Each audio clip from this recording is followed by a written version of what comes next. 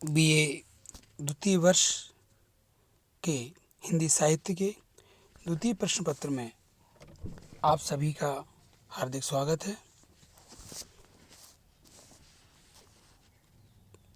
कुछ दिनों बाद, काफ़ी अंतराल के बाद आपसे आज फिर बात हो पा रही है। आज हम द्वितीय प्रश्न पत्र में, जो कि एकांकी और नाटक से संबंधित है, प्रतिनिधि एकांकी में आपकी लगभग 7 एकांकियां हैं, जिनमें राम कुमार वर्मा की उत्सर्ग, भुवनेश्वर की तांबे के कीड़े, उपेंद्र नाथ की है नया पुराना, विष्णु प्रभाकर की एकांकी ममता का विष, लक्ष्मी नारायण लाल जो तनावों के एकांकीकार हैं, कालपुरुष और अजंता की नर्तकी, धर्मवीर भारती की एकांकी आवाज का नीलाम, सुरेंद्र वर्मा मुझे चांद चाहिए, आपने सुना होगा, बहुत प्रसिद्ध इनका उपन्यास है। उनकी है हरी घास पर घंटे भर। इस प्रकार 7 एकांकियों में पहली एकांकी जो है उत्सर्ग, आज हम इसे पढ़ रहे हैं। यह एकांकी वैज्ञानिक एकांकी है, जिसमें डॉक्टर राम कुमार वर्मा ने विज्ञान को मानव के रागात्मक संबंधों के संदर्भ में देखा है और इसमें प्रसंगवश वैज्ञानिक खोजों की कल्पना भारतीय आत्मदर्शन को आधार मानकर की गई है। शेखर इस कहानी का जो प्रमुख पात्र है, महान वैज्ञानिक है और अपने बुद्धि के बल पर एक ऐसा यंत्र तैयार कर लेता है जो सूक्ष्म आत्माओं, जिन्हें कुछ लोग प्रेतात्माएं भी कहते हैं, उनका आह्वान करके और स्थूल शरीर से भिन्न उसके द्वारा जीवन की शाश्वतता और जन्म मृत्यु के फंदे से बाहर की बात करता है। वह ये दावा करता है कि स्थूल शरीर तो क्षणभंगुर है, नाशवान है, और जैसा कि भारतीय आत्मदर्शन का मूल सिद्धांत है कि आत्मा शाश्वत है, अजर अमर है, अविनाशी है, जन्म मृत्यु से परे है, उस आत्मा की खोज करके वह अपनी सिद्धि करता है। और पर एक जब द्वंद्व जब होता है कि उसके मित्र की पुत्री मंजुल, जो अपनी बेटी की तरह मानता है, उस पुत्री और यंत्र जिसका इन्होंने आविष्कार किया है, इनके सामने प्रश्न खड़ा होता है कि एक को छोड़ना पड़ेगा और एक अपनाना पड़ेगा। अब बहुत असमंजस में है, किसे छोड़ें किसे अपनाएं। ऐसी स्थिति में भारतीय आत्मदर्शन के अनुसार, और चूँकि आदर्शवादी छायावादी एक कवि रहे हैं, इतिहास और समाज में एक आदर्श की स्थापना करने पर इनका बल रहा है, तो इन्होंने यंत्र को नष्ट करके मानवीय जो पुत्री है उसको जीवित रखने की ये सोचते हैं और करते हैं। ऐसे ही एक से अधिक द्वंद्वों के मध्य एकांकी की कथा विकसित हुई है। इस एकांकी के संवाद बहुत प्रवाहपूर्ण, वेगवान और सहज हैं। भाषा बहुत प्रांजल और प्रभावपूर्ण है। इस एकांकी के जो तत्वों के आधार पर यदि हम समीक्षा करते हैं, तो इसकी एक कथा वस्तु या विषय वस्तु है। पात्र, इसके 5 पात्र हैं, जिनके चरित्र अपने आप में अलग अलग हैं। शेखर महान वैज्ञानिक है, विनय है, वह शेखर का असिस्टेंट है, सहायक है, लगभग 25 वर्ष उसकी उम्र है। छाया देवी इनकी प्रेमिका है, लेकिन वह उपेक्षित है। अपने विज्ञान की खोजों में इतने मशगूल हो जाते हैं कि वो अपनी प्रेम का को ही भूल जाते हैं। डॉक्टर शेखर की पत्नी पुत्री है मंजुल और सुधीर है डॉक्टर शेखर का सेवक। इस प्रकार कहानी के 5 पात्रों के इर्द गिर्द पूरी ये ताना बाना बुना जाता है। संवाद बहुत सरल और प्रभावपूर्ण है। देश काल वातावरण, रात्रि का समय है, सर्दी का जाड़े के दिन है और वातावरण के बारे में लेखक ने लगभग आधा पेज में 2 पैराग्राफ में पूरी बात उन्होंने लिखी है। किस प्रकार से दीवारों पर स्त्री पुरुष के अनेक रेखा चित्र सजे हुए हैं। सामने खिड़की, इसके आधे भाग पर एक नीला पर्दा पड़ा हुआ है। आधे भाग से आकाश और तारे दिख रहे हैं। एक कोने में टेबल कुर्सी, टेबल पर कुछ पुस्तकें और मासिक पत्र हैं। दूसरे कोने में एक चौकोर तख्त रखा हुआ है जिस पर स्वच्छ वस्त्र बिछा हुआ है। एक डॉक्टर शेखर का एपराटस है जिसे वो निर्माण में वो अनेक वर्षों से यत्नशील हैं। उस एपराटस में लाल और नीली रोशनी के बल्ब लगे हुए हैं। कमरे में 2 छोटी अलमारियां हैं जिनमें पुस्तकें सजी हुई। इस प्रकार से आत्मविद्या से संबंध रखने वाली पुस्तकें अधिक हैं। आर्थर कोनल डॉयल और ओलिवर लॉन्ज के ग्रंथों का रैक भी अलमारी पर रखा हुआ है। कमरे में स्वच्छता है, सादगी है। जगह जगह अगरबत्ती जल रही है जिससे धुआं उठकर समस्त वातावरण को सुगंधित कर रहा है। कमरे के बीचों बीच एक मेंटल पीस जिस पर 2 चित्र रखे हुए हैं, एक मंजुल और दूसरा छाया देवी का। मेंटल पीस के नीचे एक अंगीठी है जिसमें लाल अंगारे दहक रहे हैं। एक और खूंटी पर नीला ओवरकोट टंगा हुआ है। उसके नीचे लकड़ी का एक पेडिस्टल है। बेसिन में अंग्रेजी के कुछ कटे हुए अक्षर रखे हुए हैं। इस प्रकार से 7:15 का समय है। जाड़े का दिन है।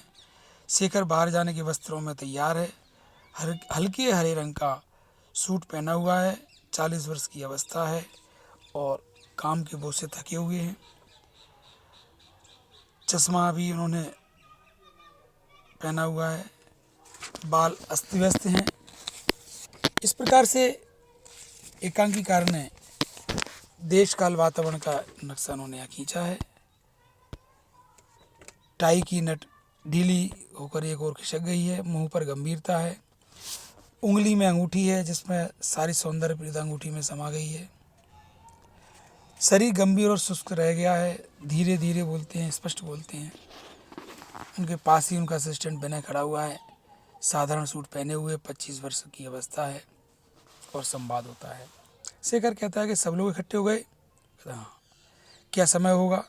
कि 7:15। विनय, समय तो गति से चलता रहता है, नदी के बहाव की तरह। शेखर अपने बात कहता है, उसमें न घंटे हैं न मिनट, एक गति है, एक प्रवाह है। हम ही लोगों ने उस समय को काट काट कर टुकड़े कर दिए हैं। ये घंटा है, ये मिनट है, ये मिनट है, ये नहीं घंटा है। इस प्रकार से और अंत में हमें लहर की तरह बढ़ना चाहिए, बिना किसी बंधन के, बिना किसी रोक के। लेकिन ये शरीर हमें बढ़ने नहीं देता, स्थूल है ना जी। अगर हम लोग किसी तरह अपने स्थूल शरीर से सूक्ष्म शरीर को अलग करना सीख लें तो पहले जानते हो क्या होगा? क्या होगा? ये घड़ियाँ तोड़ डाली जाएंगी, नष्ट कर दी जाएंगी। ये क्लॉक, ये timepiece, pocket watch, wrist watch, button watch, कुछ नहीं रहेगा। हमारा सूक्ष्म शरीर समय से मिल जाएगा, वैसा ही गतिशील, वैसा ही प्रभावशील। इस तरह रेडियो के संगीत की एक लहर लंदन से चलकर यहाँ मसूरी में उसी क्षण सुनाई पड़ती है, उसी तरह यह मनुष्य लहर बनकर उसी क्षण भर में लंदन पहुँच जाएगा। London, New York, Tokyo. सूक्ष्म शरीर से वह विश्वव्यापी हो जाएगा, सर्वकालीन, सर्वत्र। समय को काटने छाटने की आवश्यकता नहीं रह जाएगी। इस तरह से शेखर अपनी चिंतन को अपने असिस्टेंट विनय के सामने रख रहा है। शेखर कहता है, इस स्थूल शरीर में सूक्ष्म शरीर है, इसका पता जानते हो कैसे लगता है? बतलाइए। इसका पता हमारी सांस से लगता है। यह सांस, देखो सांस, नाक के सामने हाथ ले जाते हैं और महसूस करते हैं। यह सांस कितने वर्षों से चल रही है, सोते जागते रुकने का नाम ही नहीं लेती। क्यों विनय, तुम्हें कभी सांस लेने में थकावट महसूस हुई है कि नहीं? तो ये विचार कीजिए, कभी तुमने सोचा है कि इतने वर्षों से सांस ले रहे हैं, एक दिन आराम कर फिर सांस लेना शुरू करेंगे। एक ही काम करने से थकावट आती है ना, लेकिन सांस लेने में थकावट क्यों नहीं मालूम पड़ती? शरीर के अन्य अवयवों की भांति सांस लेने में भी थकावट होनी चाहिए ना। विनय कहता है इस स्थूल शरीर में सूक्ष्म शरीर है। हाँ, सूक्ष्म शरीर है, आकाश। शेखर कहता है कि यह आकाश हमारे शरीर के कण कण में फैला है। शरीर में घिरे रहने के कारण उसे घट का आकाश कह लो। घट जो जिस तरह आकाश की हवा कभी नहीं रुकती है, हमारे शरीर की सांस नहीं थकती है। जब तक कि उसके बहाव के रास्ते खराब नहीं हो जाते, वह बहती है। बहाव के रास्तों को कभी पुराना ना होने दो। हजारों वर्षों तक सांस लो, योगियों का हल पड़ा है। नाड़ी साधन से वे हजारों वर्षों तक जीते थे। उनकी सांस जंगल की हवा के समान स्वतंत्र बहती थी। हजारों वर्षों तक बहती रही और बहती रहेगी। देखो एपराटस, एक नली को छूते हैं, देखो यह सांस लेने की नली है। फिर विनय विनम्रता संकोच के स्वर में कहता है, ठीक है, लेकिन आप तो बाहर जाने वाले थे, 7:30 होने जा रहे हैं, सब लोग आपका रास्ता देख रहे होंगे। और मैं तो भूल ही गया। यह हमेशा कांटे की तरह चुभता है। यह समय 7 बज गए, 8 बज गए। मैं कोशिश कर रहा हूँ कि स्थूल शरीर से सूक्ष्म शरीर को अलग कर लूँ और फिर दोनों को जोड़ सकूँ। असिस्टेंट कहता है, विनय आप सब कुछ कर सकते हैं, संसार के बहुत बड़े साइंटिस्ट, लोग आपसे यही तो सीखना चाहते हैं। शेखर कहता है, लेकिन मुझे आज फुर्सत नहीं है विनय। मंजुल 6 महीने बाद घर आई है, मेरी बेटी है। मेरे भीतर बैठा हुआ पिता का हृदय आज बेटी के पास रहना चाहता है। वही बेचारी 6 महीने बाद मिली है मेरी मंजुल। अब तो वे यहीं रहेंगी, आप तो उनके साथ सारा समय व्यतीत करेंगे, लेकिन 20 रोज के बाद आपको कुछ फुर्सत मिली है। आपकी खोज के विषय में सुनने के लिए लोग उत्सुक हैं। आपका स्टडी सर्कल उन्हीं पुराने प्रयोगों को कर रहा है। उसे आगे बढ़ाने के लिए 2-3 बातें बतला दीजिए, फिर जल्दी लौट आइएगा। कितनी देर लगेगी? यही 15-20 मिनट। आपकी खोज के बारे में लोग उत्सुक हैं। फिर सोचते हैं शेखर,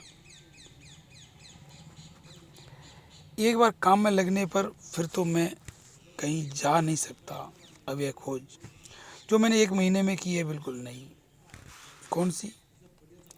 यही कि अपने एपराटस से मैं मरे हुए व्यक्ति के सूक्ष्म शरीर को फिर एक आकार दे सकता हूँ। एपराटस वर्षों की मेहनत से तैयार हुआ है। ओह, ये तो संसार की सबसे बड़ी खोज होगी, विनय कहता है। शेखर कहता है कि जो मैंने मृत्यु के उस पार देखने की कोशिश की है। जीवन का आदर्श यह है कि जीवन के उस पार देखा जाए। मृत्यु तो सूक्ष्म जीवन का प्रवेश द्वार है। मन शरीर से अलग होकर भी कार्य कर सकता है और शरीर के नष्ट होने पर भी वह गतिशील है। तुम्हें आश्चर्य होगा यदि मैं कहूँ कि मैं मृत्यु में पीड़ा नहीं है। मृत्यु तो जीवन का एक मोड़ है। जिस प्रकार एक चौड़ा रास्ता जंगल में एक पगडंडी होकर छिप जाता है और हमें नहीं दिख पड़ता, उसी प्रकार मृत्यु के बाद जीवन पथ भी रहस्य के वन में प्रवेश कर जाता है। सूक्ष्म शरीर स्थूल शरीर का निखरा हुआ रूप है। जैसे सूर्यमंडल से दिन फैला हुआ है, उसी प्रकार सूक्ष्म शरीर से यह स्थूल शरीर, यह सूक्ष्म शरीर हमसे वैसा ही जुड़ा हुआ है जैसे रात्रि के अंतिम प्रहर से दिन। आज का विज्ञान सिर्फ मैटर की खोज करता है, स्पिरिट की नहीं। मैंने स्पिरिट की खोज की है। मैं जब तक मृत्यु का पूरा रहस्य संसार को न बतला दूंगा, तब तक आराम नहीं करूंगा। इस तरह से ये कहानी का, इसकी अध्ययन का आज का प्रथम भाग है। अगले भाग में हम आपको और बात बताएंगे। सार ये जो एकांकी है, इसमें वैज्ञानिक खोजों की कल्पना भारतीय आत्मदर्शन को आधार मानकर की गई है, जैसे पहले बता चुका हूँ मैं। और ये वैज्ञानिक एकांकी है, जिसमें डॉक्टर रामकुमार वर्मा ने विज्ञान को मानव के रागात्मक संबंधों के संदर्भ में देखा है। सार की बात यह है कि किस प्रकार से डॉक्टर शेखर के रूप में डॉक्टर रामकुमार वर्मा भारतीय जो आत्मदर्शन है उसके आलोक में भौतिक संसार से आध्यात्मिक संसार को पृथक करने का अभ्यास करते हैं, सिद्धि करते हैं। तो यह सिद्धि एक तरह से रामकुमार वर्मा ने विज्ञान पर अध्यात्म या संस्कृति की विजय, धर्म की विजय बताई है। यह दर्शन, धर्म जीवन दर्शन, यही सारभूत है। जब दोनों में से विज्ञान और दर्शन, आत्मदर्शन या अध्यात्म में से एक को चुना जाएगा तो अध्यात्म को जाए। विज्ञान तो एक घोड़ा है और अध्यात्म घुड़सवार। व्यक्ति को घुड़सवार बनना चाहिए, जो कि विज्ञान के घोड़े पर सवार होकर के पूरी देश दुनिया को नाप सके, समझ सके, देख सके, उसके सुख दुखों को महसूस करके दुखों को वह दूर करने का अभ्यास कर सके। इस प्रकार से आज का यह अध्ययन यहीं पर विराम लेता है। कल के अध्ययन में हम फिर विचार करेंगे कि किस प्रकार से शेखर अपनी बात को आगे बढ़ाता है। विनय उसके साथ में जब मंजुल पुत्री उनकी आती है तो किस प्रकार से संबंधों में परिवर्तन आता है। एक कहानी का प्रथम भाग है एकांकी का, कल दूसरे भाग पर हम बात करेंगे। आज बस इतना ही। धन्यवाद।